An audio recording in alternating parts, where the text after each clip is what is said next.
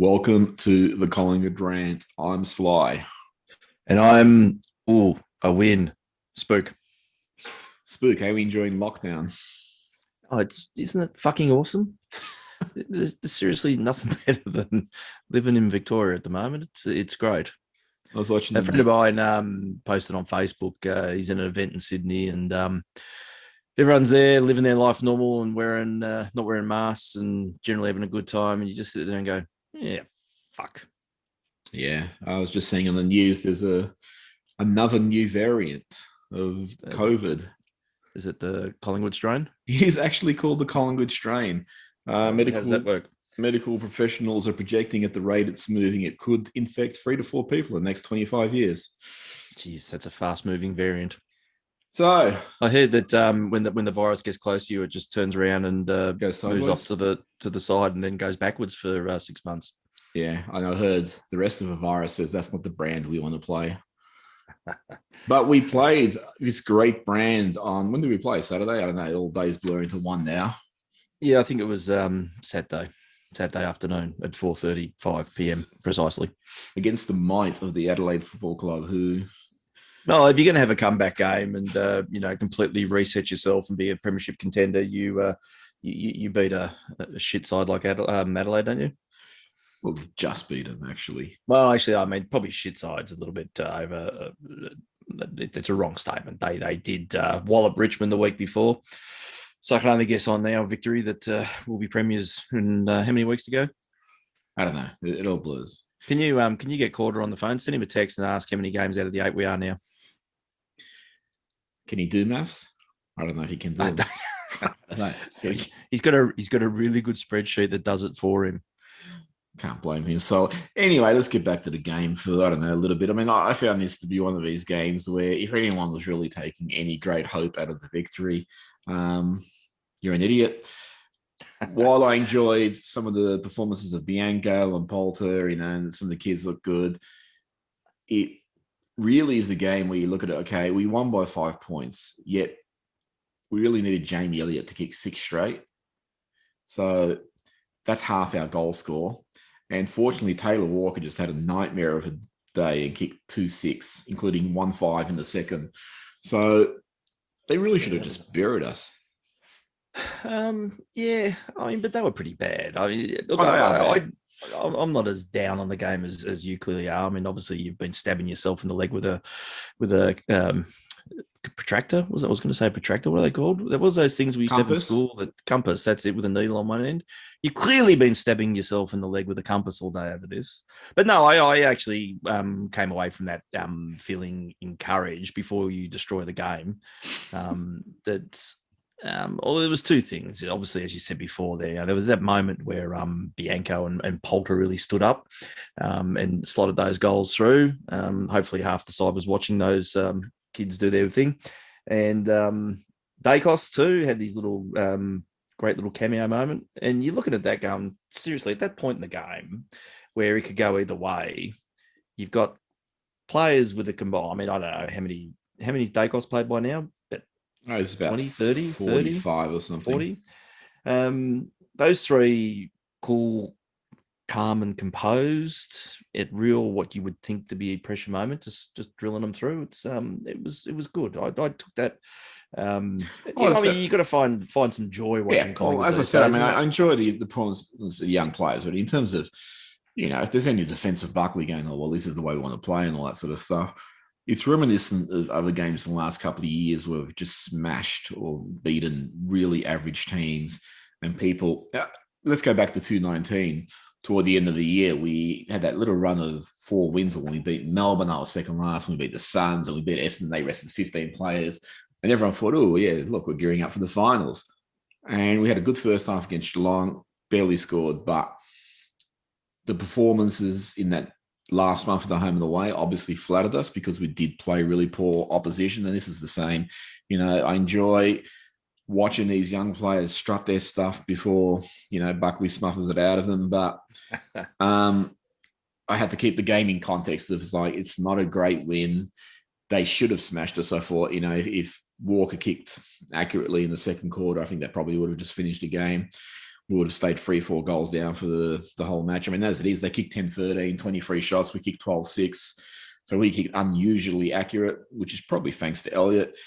Going forward, you're not going to expect players like Elliott to kick 6 every week. No, what I expect, though, this week from Elliott is to pull up sore at training and then miss the next 2 months.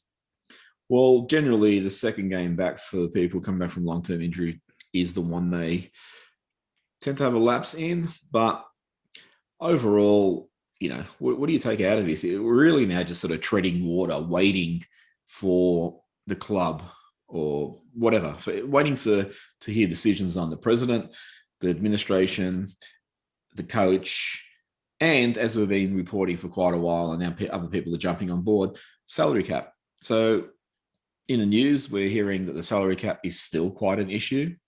Mm-hmm. That comes as a shock. Yeah, there are reports of, up to $1 million we're still going to have to clear. One media report said that other clubs are marveling at the extent of triggers. Sorry. Yeah, the extent of triggers in these contracts. How many is there? There must be like going off like an old Western. I don't know. Yeah. What sort of triggers do we put in? I mean, looking at the club, they must think, oh, you know what? Let's put in a trigger. If they hit someone on the chest, we'll give them a bonus. No one will ever get that. No one will ever collect that at the club.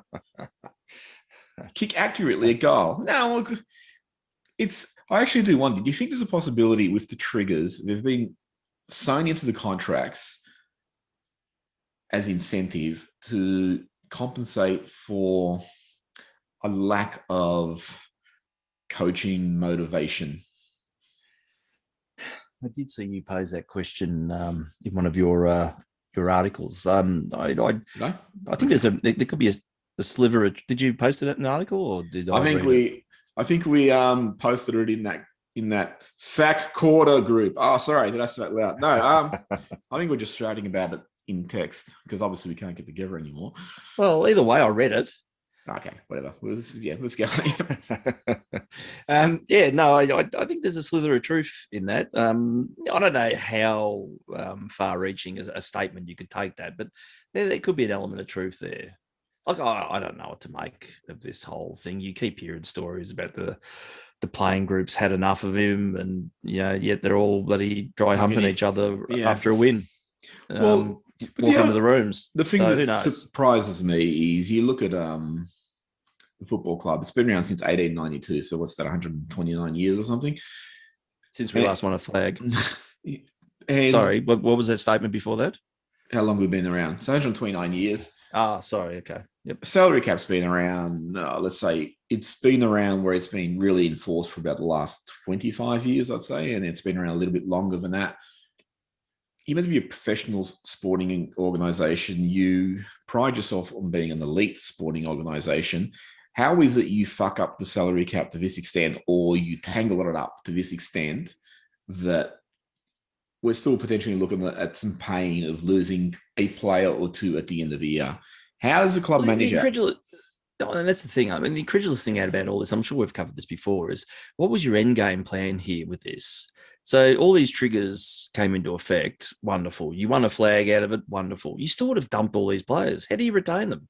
What was their triggers to say that if you win a flag, we pay you less? You've put this out there previously. If these are the triggers after losing a grand final, what would have been after we won one? I mean, from what I've heard, and the club can refute it, what I've heard is someone there didn't care about the state it was going to leave the club in because it was all about trying to get a flag. Was that person that didn't involve Marilyn Monroe in a song, did it? No. I'm just guessing. No. Look, you go back to what we've always talked about. Viva. It's not Viva, is it? I'm still not getting this reference. Type it out to me. I was just going to say though, Have you ever played video game Sly? Do you remember that game, President Evil? Oh yeah, that one. Okay, yep. I can't comment. I can't be any more subtle than that. Yeah, but we've talked about this before. Is how they've constantly gone all in behind his succession plan to try and validate its existence. So it certainly sucked. Well, I do wonder if if this is true about, the club's attitude toward the salary cap, whether they just thought we need to get this, whatever it costs, and then we can just say, well, fuck it, we got it. I mean, I think the more galling thing is we've speculated how many years was this salary cap back ending in the making. We sort of speculated it's probably been at least 5, 6, 7, but I think it might even go back further. I really worry about down. The club was like position wise was trending downwards. Why would you pump triggers and increase your salary cap back then? And surely this was a byproduct of nearly winning a flag in 18. I don't know. Well, you look at which is an incredible effort to actually destroy a club within, essentially 2 years. 2.5. I mean, Adelaide did it and we did it. So, hey, well done. I don't know. Maybe we're doing it, the league's doing it in alphabetical order. If you look at... What did Brisbane do it? We'll probably just skip over and come back to it years ago. If you go look at, like, if we only started this in 2018, I don't know, how did we figure this? Because we picked up Beams. We didn't, he wasn't coming inexpensively. So they must have had some idea about how this salary cap was working at that point. The reason I think it went back further is because they were getting Treloar to back end his contract from the moment he got there. And that was back in 2015, 2016. So if that was the practice they were using at that stage, then you can extrapolate that, hey, if they had to get Treloar to back end from the moment he arrived, that meant they were pretty full at that time. So what were they doing for that time to be full, given they'd missed the finals for 4 years? They should have been well clear of the salary cap. No, you would think so, wouldn't you? If they weren't, then you'd have to speculate that, hey, they were doing this for quite a while, which is why when Treloar got there, they didn't have space to really pay him what they were going to pay him. So they said, hey, back end it. And if they did that to him, they must have thought, well, it's logical to deduce that they must have done it to other players. They must have massaged a cap. And I just can't work it out because you did have 4 years out of the finals. You had all those guys like Heath Shaw, Dale Thomas, Dane Swan, Dane Beams, Travis Cloak, Leon David. All these guys go out of the club. And they must have been on decent coin. Yeah. So, and Cloak should have been on really good coin because at the time he signed his contract, he was the premier power forward in the league. Swan must have been on pretty good coin because he was a Brownlow medalist and had been one of the premier mids in the league. So once all these players went out, where did this money go? How did we get into this position that they felt, well, we have to back end this to fit everyone? And yet, in building this list, they didn't add a proper key forward or 2 key forwards or a proper key defender. I don't get it because I just don't know where the fuck the money's gone. And if you're going to spend that much money, why don't you do what Melbourne did and actually recruit a spine and, build a bloody balanced side? It really just boggles my mind. Oh, I can't answer it. It's just gross ineptitude. It's the only way you can look at it. But, apparently Buckle's come out and said that it's the right board for the job. So, on past history, I'm convinced. What about you?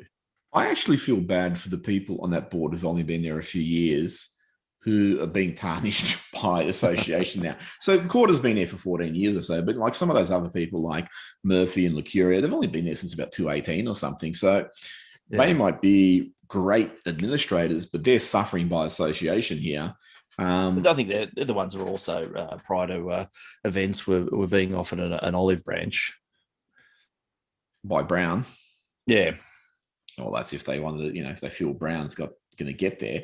I've always thought that certain people on that board should just splinter and form their own ticket, because I think we've gotten to the point with this administration, and particularly with Corder, where, when you get to elections where it's just the case of we're really sick of the person who's in power, and it doesn't really matter, or the party that's in power, it doesn't really matter how great a person you are. You're getting voted out. We just had enough of you.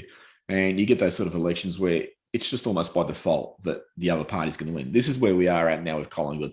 I think Corder's doomed, and everyone is associated with him, unfortunately, will be doomed too. Whether it's Brown or someone else, I don't know. But as much as this administration might be a great administration, that they're just suffering for the crimes of yesterday, and probably rightly so. Let me ask you something else. Ask me something else. Jared Healy came out and said he didn't get why Collingwood gave up playing the attacking football that they played in 2018. Did he? How many years did it take him to come to that conclusion? I don't know. How long have we been saying it? About 3 years? Is what's left of his hairpiece too tight? But he's right. I mean, we've been saying it for 3 years. Oh, he's not. I didn't say he's wrong, but I can't believe you're saying he's wrong. It's an amazing revelation to hear that. I didn't know he said it. It's incredible.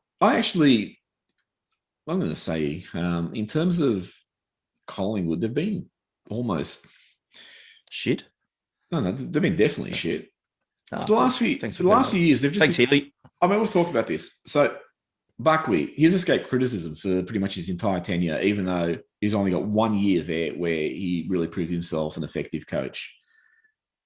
Now, a few people are starting to come out, people like Corns and Matthew Lloyd, and that are starting to ask questions. But it's taken 10 years for him to get here. It's incredible, isn't it? And Teague, in comparison, he's been there for 20 minutes at Carlton and he's about to get sacked. Yep. The salary cap, while it only sort of last year people were going, hey, well, what the hell's going on? But now as it's unraveling to prove itself a bigger mess than we even thought might be possible last year. Like last year they said, oh, no, we wanted to face all the pain now. But what we're hearing is, oh, no, there's still quite a bit of pain to come. So the thing is, but President Evil went on to Footy Classified and said that it's all fixed. Well, he said you're not accusing them of lying. They don't have a track record of lying to you, Sly. He said they're in terrific shape. It's in terrific shape. Obviously, it's not. So am I if I go to the Hall of Mirrors. I just don't get why this club and the game plan, which we've been saying for years, is he's devolved into this control, sideways movement, kicking, passing, all this sort of shit, rather than playing that attacking football that they played in 2018, which is the 1 year they were enjoyable to watch, and they got within one kick of a flag. And every other year he's used this terrible game plan. He's gotten fucking nowhere. And, people will say, well, he got within a kick of a grand final in 2019. Honestly, if you were playing the style of football in 2019 that you played in 2018, you would have won that prelim by 12 goals against GWS. You switched on that football for 15 minutes and you dominated the game and got within a kick of winning it. If you just played that style the whole game, you'd have won that comfortably. What would happen in the following week, who knows? But I know. But, I'm just sort of saying that why has it taken so long for the media to start criticising Collingwood? And they're still going relatively soft. That's the thing. I watched AFL 360 tonight, and the intro from Watley and who's that gimp that sits on his right? Slobbo. Robert Slob, yeah, him. Seriously, it was like the second coming. The way that they just, again, it's like one win resets everything for the man. It's the most staggering thing to keep hearing. Like you've come off about 20 minutes of ripping into Carlton and the Teague thing and whatnot, and then they pontificate the arrival of Buckley on the screen. It's borderline, and I'm probably embellishing it a little bit, but it's staggering though. And then like during the interview, Slobbo tried to ask a couple of what he probably considered to be hard questions. But again, it's the Teflon answers. It's the Teflon treatment. It's just staggering. I find it all staggering. You sit there looking at it going, it's sad that it's, someone that I used to revere. I get angry now looking at him because why is no one else seeing it? That's how it makes you feel. Oh, people are seeing it now. 10 fucking years. I know people are seeing it. That's obviously they are, but and probably in greater numbers. But it's just like, why is the media just treating him so beautifully? You've probably got, well, you said before, Lloyd is probably the one that's Matthew Lloyd's been constant questioned. Yep. Kane Corns, he's like a hamburger. He's just flipping all over the place. But that's him. He's probably the next generation of media, the professional troll that just he's there to incite a particular response to keep you coming back to look at him. Oh, look, the one thing I'll give Corns is he'll tend to make calls on certain things that he'll be wrong a few, but at least he'll put his opinion out there. It won't be wishy-washy. It's like when he questioned whether Sam Walsh was deserving of number one a few years ago, and then he came out and he goes, "Well, I've totally gotten that wrong." So actually, but no, he's not too bad, but he is human clickbait.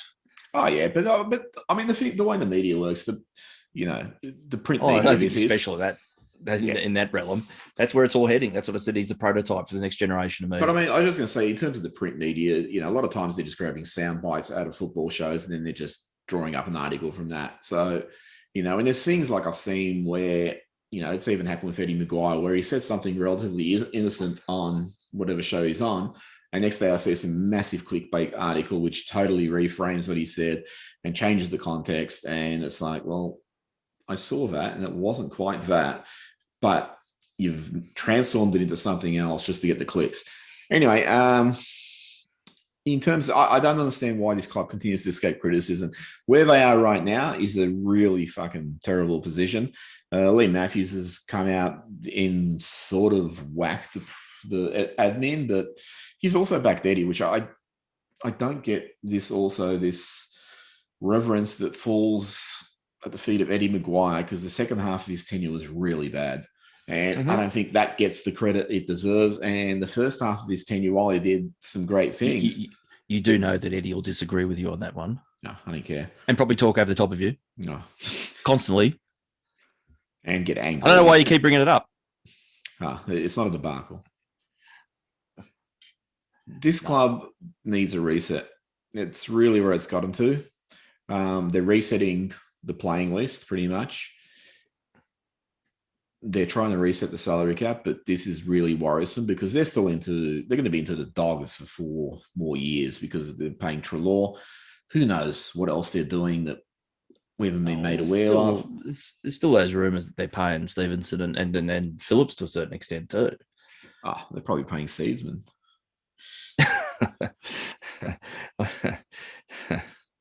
It's funny because it's true. We don't know who the hell they're paying. This is the thing. I think they're still paying Des Tottenham. They could be paying for his stint at Essendon. Yep. But we joke about it, but the problem here is we joke about it because you really mess this up to the extent that all these things are actually possible. Yep. I mean, yep.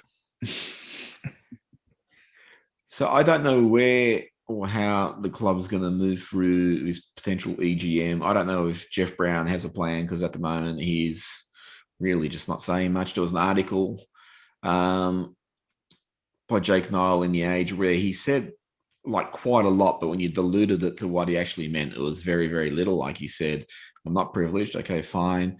That was because of the Jody Sizer accusation. He said, I just want to jump in there that I found that, and I like Sizer, I found that really disappointing to hear that, to actually play that card. Yeah. I thought that was poor. Okay. Anyway, move on. Yep. On Buckley, he said, well, we're not going to make a call. We can't make a call, which is just all right. So why bother saying it at all? And then he said, but if we do get a new coach, we'll make sure we go for a rigorous process to get the best coach possible. So, okay, well, geez, that's really a revelation. Talked about Quarter being there when they messed up the salary cap, which everyone else has been saying. So there's things he said which just really amounted to very, very little. And the only thing he sort of mentioned of any worth was that who he would have taken from the incumbent board if he was going to form his own board. And that to me was just more to refute the Collingwood statement last week. The Collingwood rebuked him and said, why would we give in to you? You're just a big bully and you have no plan. And for me, that was just him saying, no, look, I did have a plan and this is what it would have been. It's just both parties not really saying very much. I really wish someone would just come out and whack the other and show us. Surely.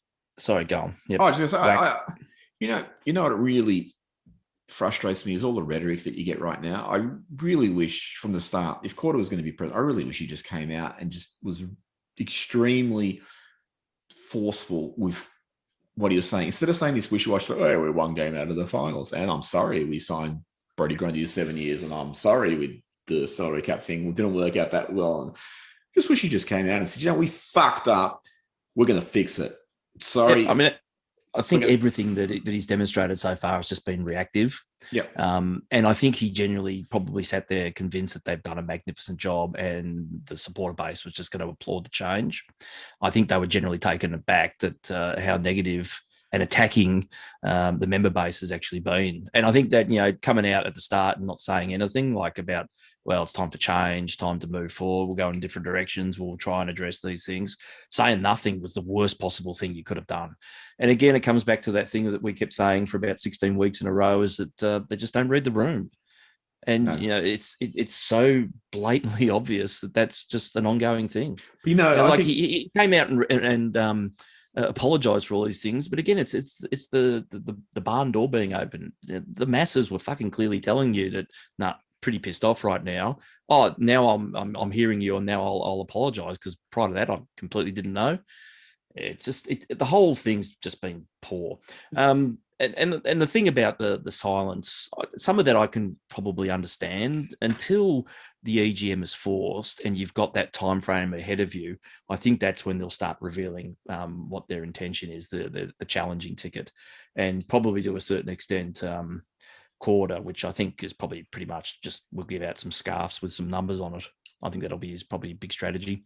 So, but there is I think there isn't that strategy. I went and looked at some old tweets from the off season, and I was arguing with people, and I was saying, well, why are you getting... That doesn't sound like you. No, and I was saying, well, why are you getting angry for? Maybe they have a plan. What would you... Someone actually said this to me. What would you say if we won the grand final? And I said, look, I'll admit I'm wrong if they won the grand final.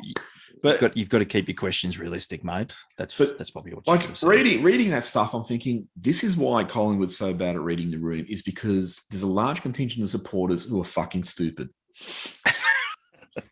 If you name names, we've got time. No, seriously, I know people will point at the 1 point losses and all that sort of stuff. After you gutted the list and let it play out messily in the press, and backed in a coach whose game plan had totally devolved into shit. If you seriously still thought we're going to be a finals contender this year, you're deluded, because if that was a fucking patient coming to a doctor, would have been coughing, vomiting up blood. COVID. But it's like, there would have been so many symptoms, the doctor would have said, yeah, I think there's something wrong here. These people go, no, there's nothing wrong here. Just go. You're fine. So what if you're bleeding from the anus? Just go. You're fine. Leave. You'll probably play in the grand final next year. And this is why I think the administration's so poor at reading the room, is because they get that fanatical support from a contingent. I think it was a bigger contingent, but it is shrinking because people are waking up to the abomination that is Collingwood at the moment. And I know we're probably moving forward and trying to fix things. But the thing is, look at the scope of the fucking job to try and fix this. You're talking about shedding more players this year. You're talking about signing a coach where, we know certain players will leave if you re-sign this coach. We're talking about a list profile that's lacking any genuine key positioners, lacking genuine pace around the ball and skill. And it's great that we're seeing, some bits and pieces from guys like, Poulter and McCreary and Bianco and all that. That's all great for the future. But, a team's generally made up of, I don't know, I'd say about 15 really good players, and you have about 5 to 6 sort of just role players who, in a good side, they'll be great. In an average size, they'll probably be average. But that's pretty much the way list structures work, or in terms of team structures. You always have those sort of bottom-end players who are really good role players in a team that functions well. And there's so many fucking problems at this club, and people are still running around. Some people are still running around. Yeah, it's all fine. It's all fine. Don't worry about the blood from the anus. And you get the club still just breezing around going, hey, vote for us. There's a coup. Don't you dare back that coup. Why would you back? And the thing that kills me is like, how many coups we have this week? We've had about 40 coups, haven't we? They had about 3 coups in that statement. But the thing that was really funny too is like, they have this attitude of, we don't understand why you're angry. Why are you upset? Don't you love us? Isn't it side by side? We came and took a big dump in your faces, and for some reason, that's upset you. It's hard to fathom, really. It astonishes me. And this is going to be, Graham Wright's sort of like dropping tidbits here and there about, the salary cap's a bit more of a mess. Oh, we won't be contending for a couple of years. He's just really gently preparing the fans for the shitstorm that's ahead. Yeah. What did you? Let me ask you. What did you think of Buckle coming out during the week and backing the board? It's an interesting tactic, I think, because if the rumor mill is to be believed, and it's only a matter of when, not why. How does it make the current board look? If he's sitting there going, was it 6-7 weeks ago, I want to be coach at Collingwood for the next 42 years. All they've given me is a contract for 40. I'm still fighting for that next 2. I want to be here forever. The fans want me here forever, or fan. And then the board sack him in a couple of weeks' time. Let's speculate. Or he's suggested he's moved on or whatever. He finishes up. How does that make the current board look in the light of the most ardent of supporters of Buckley? Wouldn't they feel betrayed? Wouldn't they be angry towards the board, especially those that hold voting rights? Yeah. Well, I think the one thing about Buckley coming out back in this board is he must have intel that the Brown ticket is not going to be retaining him. Otherwise, he'd be a lot more neutral. I don't know if it's coming from Buckley himself or from an advisor to say, come out, back the board. They're going to look pretty stupid firing you if they do. And if they retain, I just don't know where that works for Bucks.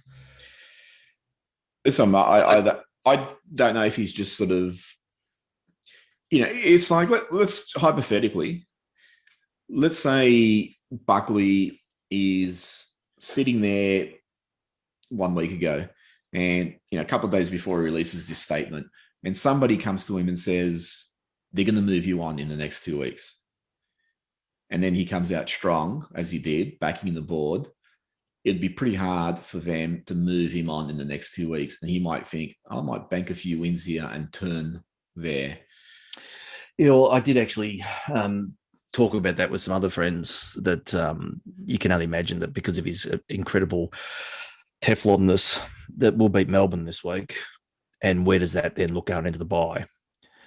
It's just the perfect scenario for him. And you think, I think even Watley alluded to it tonight on 360, that there are times where it just looks like it's all about to come crashing down, that they suddenly string things together and look good for a while, and it's saved him that many times. So you're right. I mean, he could be again playing the long game in the absolute vein, clutching at straws, hope that everything works in his beautiful little Teflon way, and it makes it hard to get rid of him. Okay, so we don't know about the player relationship with Buckley. As you said, I mean, you hear rumblings and then you see him hugging players after the game and all that sort of stuff. In terms of him moving forward, or in terms of him as coach, if I was caught up, I would have had a meeting with the board and just said, we're 2-9 up to this week. We're not going to make finals. He might bank a few RC wins. Let's just do this right now. And thank him for his service and say, we're not going to be renewing your contract. And that way, if he banks wins, we'll just say, well, bad luck, decisions made. I think, again, that comes back to what I said earlier. The board should be coming out and making really strong assertions, rather than what they're doing is they're just constantly biding their time. You don't know what the fuck they're doing. You don't know what they're planning. I mean, understand in terms of campaigning in the way until election, but I'd be campaigning right now. I'd be making Brown look like, hey, this guy's got no plan. We've got a plan. This is what we're doing. This is the plan for the next 5 years. So in terms of Buckley, I would have just said, that's it. Oh, they could have went the other way and re-signed him, but I would have just said, we're thanking him for his service, but we feel in light of what's happened the last year, and with the former president also going, or Eddie McGuire also leaving, we feel it's time for a completely fresh start at this club. Mm-hmm. And we're going to be reviewing all positions, all board positions are going to go back up to the members to vote. You can call off your petition, all that shit. We're going to become proactive. We're going to jump in front of this, and they would have carried favor with supporters who would have said, well, what are you complaining about? They're doing something. They're being proactive rather than reactive, as you said before. But they haven't done that. And I really think that Buckley, again, whether it's off his own volition or whether he's been advised by somebody, he's decided to back the board and buy himself a couple of more weeks. So potentially he can turn this around into a position that, they'll re-sign him for 2 more years. Which scares smashed this week, though. It takes a lot of that, puts it to bed. I think they will get smashed this week. I think Melbourne, have proven they've beaten Richmond, who's the reigning premier. They've beaten Bulldogs, who was the reigning favourite at that time. They were 4 goals down, I think, against Brisbane. They came back, they won. Have a lot of... they're not sort of reliant on 1 or 2 players. They have a lot of, fallbacks. They've got a really good spine. They, as much as I've loathed that club for, 58 years, and I've loathed them because they've been ineffectual and nothing, they've actually put together a really good list. How long that lasts, I don't know, because I've heard they've got salary cap issues now too. But for the moment, for right now, if they can keep their shit together, I think they're miles ahead of the pack in terms of premiership favouritism. I think Richmond's just going at the moment, and Bulldogs have a great midfield, but they have question marks in the defensive end and up forward. And Brisbane, for whatever reason, they always have like that soft underbelly, which you think, we can exploit that, and they might fold. Brisbane's also got a relatively good side, but I just worry about them travelling and stuff like that. So Melbourne, I think, just miles ahead. And, when they play us this week, I think gates will open. I think that they'll go to smash us. And the only hope, and this will be the thing too, is Buckley could play a more open game plan against Adelaide, because Adelaide is, the last year's wooden spooner, and I don't know, what are they now, 15th or whatever the hell they were. And so you could afford to be more attacking. Like I said, it goes back to those games the last month of 2019 where we smashed these really average teams, and we thought, okay, we're getting back on track. But the reality is we're only able to do that because we're playing really average teams. So I think Buckley thought, no, I can throw it a bit. And they still didn't do it all the time. They still went across the ground at times, No, it's that whole thing about being able to sustain it. Great opening quarter, pretty much vanished for the second, had that really good burst at the end of the third, and then held on, but nothing consistent. As I said before, you're not going to get Elliott kicking 6 every week. 6 goals out of 12, that's 50% of your goals he's kicked. He's not going to do that every week. Another player's not going to do that. And you're not going to bank on, Tex Walker's generally one of the best kicks at goal. He kicked 2-6. He kicked 1-5 in the second quarter. If you look at that second quarter, they kicked 4-5 to our 2 goals. If they were just a little bit accurate, if they'd kicked 6-3 or something, they would have been 7-4. That would have been 4 points up at half time. They would have had, a bit of steam going. They'd have felt confident. They could have overrun us. So they were really just wasteful. And even in the third quarter, they still kicked like 3 goals 4. So they were still just inaccurate. So I think, as I said before, like I enjoy watching, Bianco and Poulter and see these young guys coming through, and you think, okay, great. This is something for the future. The one thing I think they lack at the moment, though, in terms of the list build, and that'll probably come in part next year, is they lack a couple of those genuinely elite prospects. Now, one of these guys might evolve into that, but, generally those elite prospects come from top 10 picks. So if you go back to the premiership build of 210, you had your Pendles at pick 5 and Daisy at pick 2. You had Swan there, who was a really good midfielder.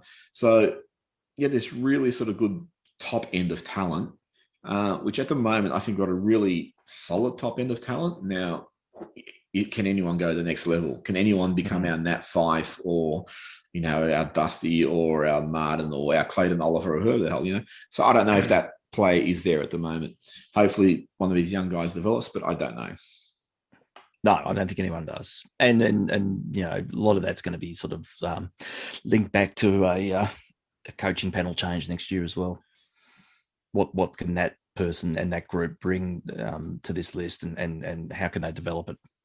Yeah, and I just hope that, again, whoever's in charge, but I mean, again, if I was Quarter, I would have been really aggressive with what I was doing now. I would want someone to come in and just say, you know what, I'm fucking sick of fitting square pegs into round holes. I want a full forward. I don't want a ruckman. You go find me a full forward. Go find me a centre half forward. Don't find me a ruckman. You know, and I like Darcy Cameron. I think he's a pretty good prospect, but find me players for these positions. Find me a genuine small forward. Josh Thomas has done it right 2 years ago, but he is a midfielder being forced to play as a small forward.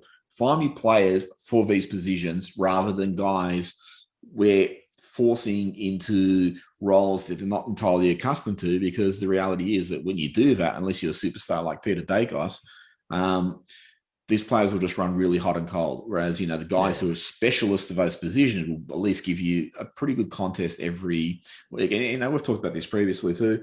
If you look at all the premiers over the last 8, 9, well, forever probably, they've all had genuine key positioners. The only one who really sort of lacked them was Bulldogs in 2016, but that Tom Boyd played the game of his life, and Jake Stringer was really good, and Tory Dixon.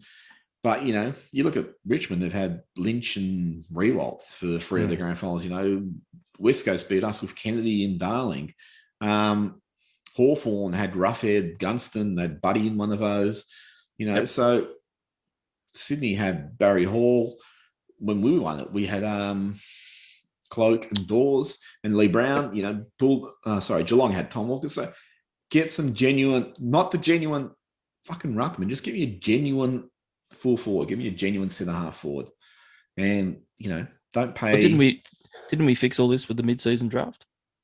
Well, that was interesting getting Ash Johnson, but I mean, the one thing with the draft is you do have to sort of give them a few years and go, well, okay, what do we have? But I mean, I'm really curious about them picking up Aiden Begg, who was the ruckman who won't play this year, so they're just pre-packaging their injuries now. It's like, we don't have time to injure them. Just get them down here injured. Just get some broken ones. Yep. You know, I think they got that from when you walk into a shop and there's all the broken produce is reduced. I think that's the approach they took. You never know. Bit of glue, and a bit of sticky tape. You can fix anyone up. Well, I'm speculating if they picked up Aiden Begg as a ruckman, that Mason Cox is gone and Max Lynch is possibly gone, and because they're right now short of points for Nick Dacos. I think these guys will be moved on to try and get those points, and Begg will become the reserve ruckman behind Cameron. Although the club did say that, Heine did come out and say that he saw Begg more as a forward than a ruck. So I don't know, maybe there was madness in the method there, but who knows? Yeah, well, you know, as I said, get me genuine forwards. Don't get me guys. I mean, Cameron, I think, is more a ruck than a forward, even though they're playing him as a forward. So I think just long term, I think long term they're going to trade those 2 ruckmen and move Begg into the next position behind Cameron and Grundy. But that's just me guessing. But, you know, I have to guess because in our trading wisdom, we got rid of our first round pick.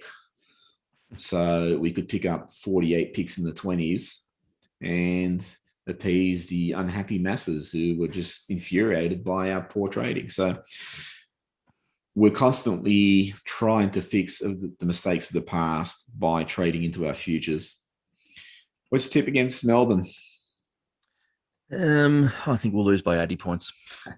I'm going to tip Melbourne by 46 points. I don't know. Where's it been played? I don't know what's happening anymore. It's in Sydney. It's played at the SCG.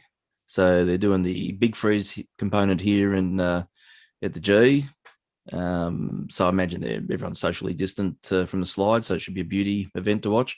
And then the game itself is played at the SCG. Yeah. I think that's it. That's all we know for this week. Yeah. Okay. Well, congratulations to the Collingwood VFLW team, who are minor premiers again. That'll work. That'll happen before. And I don't know why. Apparently, the AFLW team we need a key force. They went out and got Sabrina Frederick from Richmond. Well done. You know. Yep. Good get. Identifying needs and actually addressing them. It's bizarro land over there at the AFLW.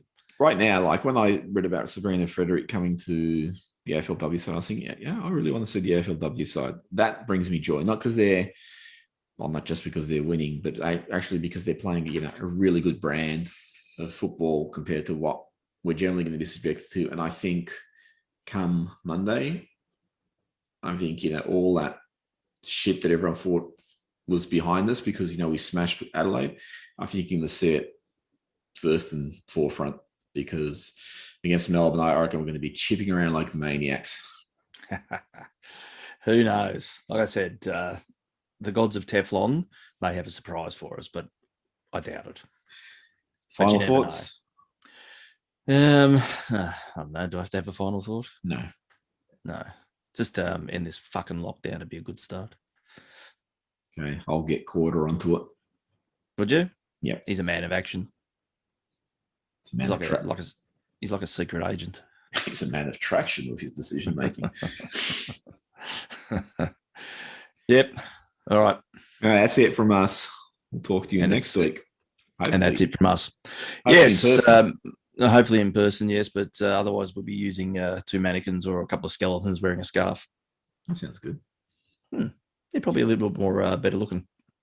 No, nothing's better looking than me. Yeah, this is true. Later. Catch.